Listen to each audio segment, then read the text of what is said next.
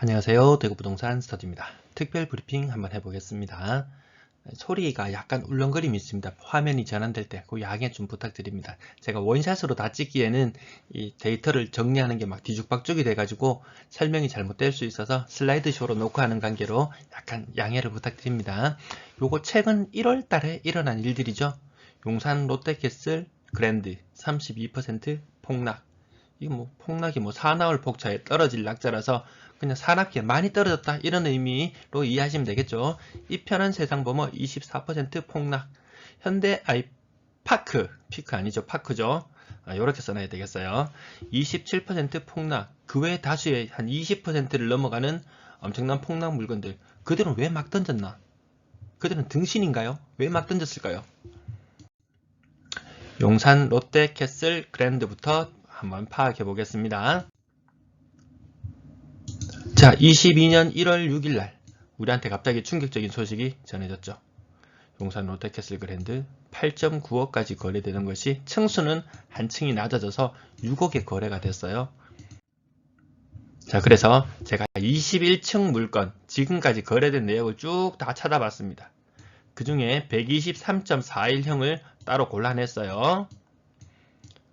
그 다음에 다시 한 번 더 가보니까 요쯤에 거래됐을 것 같다. 그 중에 제일 싼 거 잡아봤어요. 제일 싸게 4억 9천, 4억 9천 7백 여러 가지만 있지만 저는 이 사람이 4억 9천에 물건을 잡았다고 가정하고 계산을 해보도록 하겠습니다. 4억 9천에 잡아서 6억에 던졌다. 자, 일단 대구광역시 요거 부동산 114 부동산 114에 가면은 요 계산기가 있어요. 여기가 거의 정확도가 좀 높아요. 네. 요거 이용하시면은 세금 계산 같은 거 할 때 굉장히 쉽게 할 수 있습니다. 저 사람이 무슨 사연이 있어서 팔았을 거예요. 1주택자는 뭐 크게 팔아야 될 사연은 잘 없을 것 같아요. 2주택자라는 가정하에 그리고 보유기간은 아까 매수했는 시간 못 보고 지나쳤을 수도 있는데 한 3년에서 4년, 한 3년 이상 되는 거였어요. 4억 9천에 매수해서 6억에 팔았다. 2주택자가. 그러면 세금이 한 4,800만원, 약 5천만원 정도 됩니다. 이런 식으로 계산을 계속 시뮬레이션을 돌릴 거예요. 1.1억이 고스란히 내 손에 쥐어진다. 만약에 1주택대였다면 이거 비과세 혜택이죠. 12억 이하까지 비과세죠. 비과세 혜택을 봐서 4.9억에 사서 6억에 팔았더라도 비과세인 조건이라면 세금이 없어요. 양도소득세가 없습니다. 이렇게 나옵니다. 그 다음 2주택자가 최고가에 팔았다. 8.9억에 팔았는데 층수가 한 개 낮아서 3천만원 디스카운트 했습니다. 8.6억에 팔았다.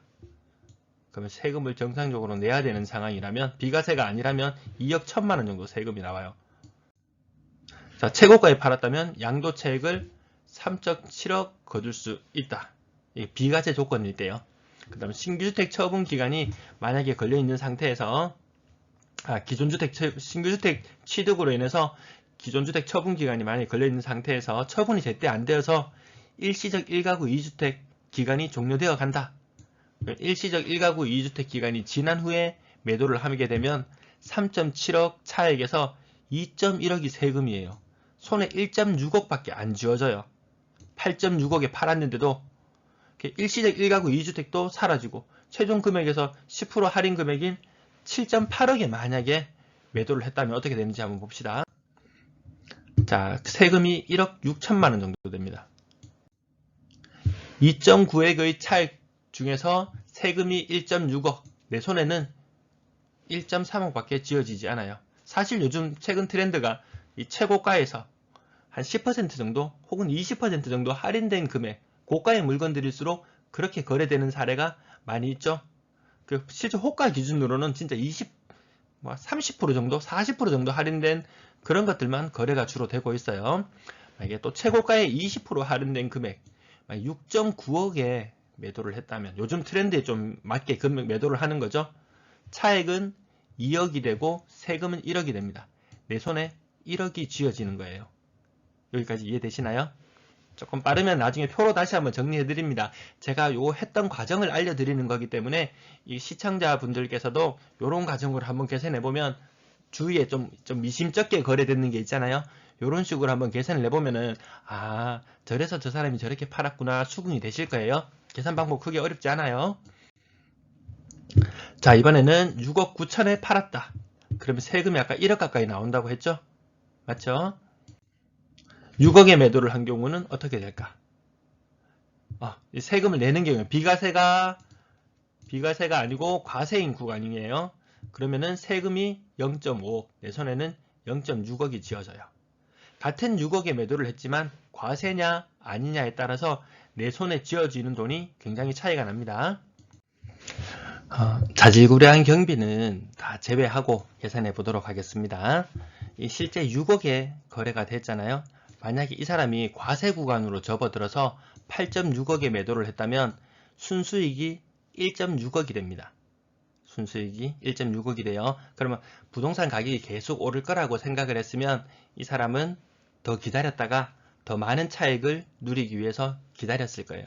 근데 최근 추세가 한 10% 정도, 20% 정도? 10% 할인된 가격, 생각보다 거의 많이 안 되거든요. 내가 만약에 10%를 할인해서 팔았다. 과세 구간으로 접어들었을 때, 그러면 순수익은 1.3억이 됩니다.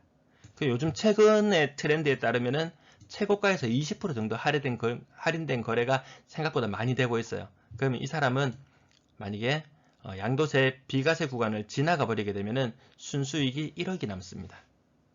근데 만약에 이번에는 과세로 되는 상태였다. 그러면 지금 전혀 급하게 팔 이유가 없죠. 6억에 팔 이유가 별로 없을 거예요. 그래서 이거는 아니라고 배제를 하겠습니다. 양도세 비과세 구간으로 한번 보겠습니다. 이 사람이 혹시라도 1주택자였다. 혹은 일시적 1가구 2주택 비과세 혜택을 누릴 수 있는 상태였다면 8.6억에 팔았으면 3.7억의 순수익을 가져갔을 거예요. 근데 이 가격에 팔리기가 쉽지가 않죠. 7.8억에 팔았다면 2.9억의 순수익을 가져갈 수 있습니다. 7.8억에 이거 팔리기 힘들죠. 그나마 좀 현실성 있게 팔릴 수 있는 거는 6.9억 정도, 요 정도 한 7억 정도 선에 팔렸다면 그래도 한 2억 정도 순수익을 가져갈 수 있습니다. 하지만 이 사람은 이걸 다 포기했어요. 이걸 포기하고 갑자기 과세 구간으로 넘어가게 되면 7.8억에 팔아도 한 7억 5천에 팔아도 한 1억 1천만 원 수익밖에 안 되잖아요.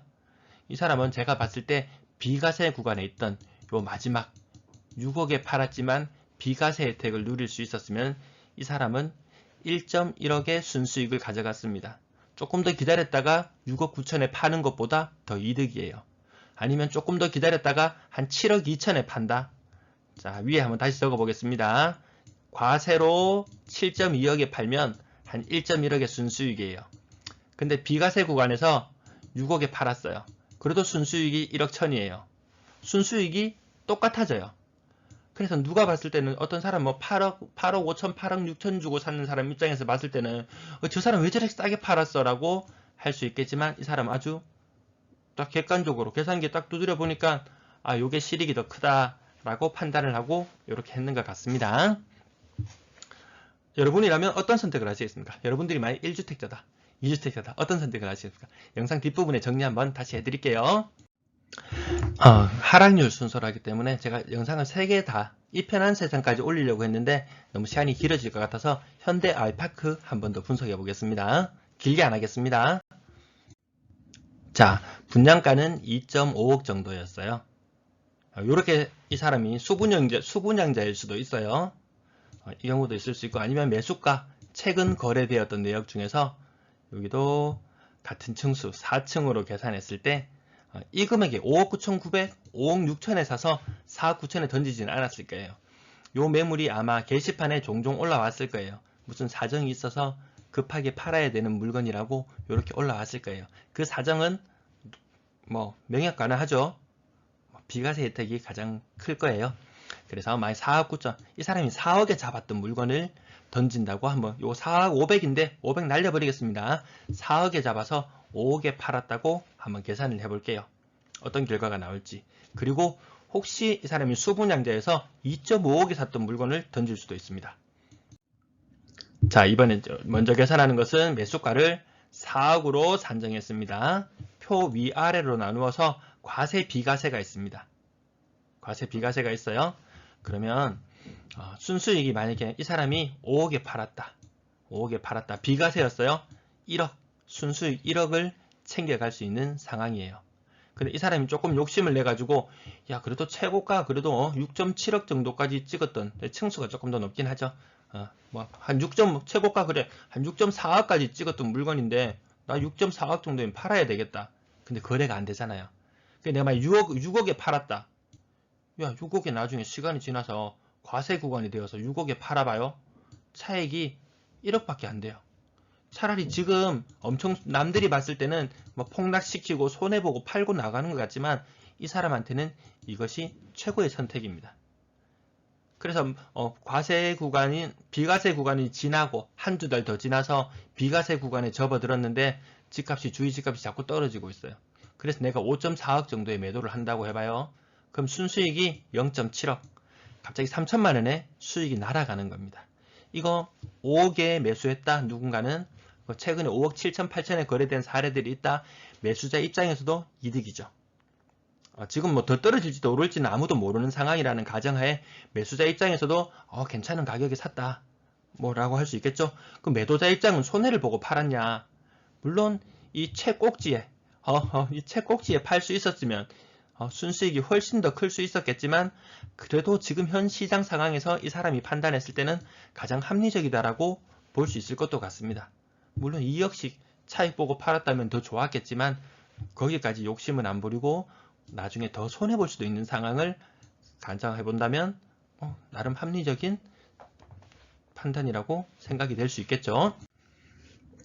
이 사람이 만약에 2.5억 수분양자라고 해보겠습니다. 분양사를 받은 사람 2.5억의 분양을 받았어요. 차액이 완전히 수준이 완전히 달라지죠. 세금도 완전히 차원이 달라집니다. 만약 이 사람이 수분양자인데 5억에 비과세로 팔았다. 순수익을 2.5억이나 가져가요. 2.5억을. 근데 이 사람이 만약에 6.1억 지금 거래되고 있는 시세보다 더 비싼 가격에 팔아봐야 2.5억 수익이에요. 물론 이게 적은 수익은 아니죠.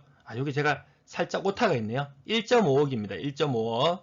여기 2.5억이 아니라 1.5억이에요. 지금 이 비과세 구간 지나자마자 6.1억에 현 거래되는 시세보다 조금 더 비싸게 매도를 때려도 1억을 손해보는 거예요. 요거 상당히 가능성 높아 보입니다. 가능성 높아 보여요. 자, 과세되어서 6.1억에 팔고 1억을 벌 것인가? 비과세로 5억에 팔고 1억을 벌 것인가? 요 경우는 아까 수분양자가 아니고 4억에 매수를 했을 경우라고 가정해 봤습니다. 그럼 6.1억에 팔릴 것이냐? 6.1억에 팔릴 것이냐? 최근 가격 거래되는 추세를 한번 보세요. 21년 3월 달에 6억 가까이 거래되었어요. 그 다음 5억 8천에 거래되었어요. 시간이 조금 더 지나서 2021년 6월이 되니까 5억 6천에 거래가 되었어요. 가격이 점점 떨어지고 있더라는 거죠. 자, 그래서 만약에 이걸 내가 5억 3천에 팔아야 된다. 더 싸게 팔아야 되는 상황이라면 내 수익이 더 줄어들 수 있겠죠. 이 사람도 나름대로 머리를 굉장히 많이 굴려서 계산 이렇게 다 해봤을 거예요. 자, 투자자는 냉정하게 계산기를 두드려야 합니다. 내가 팔고 나가는 집 오르건 떨어지건 관계없어요. 관계없습니다. 그 사람들은 일시적 1가구 2주택을 선택할 것이냐, 장기적으로 2주택으로 가져갈 것이냐, 냉정하게 계산기를 두드려 보시기 바랍니다.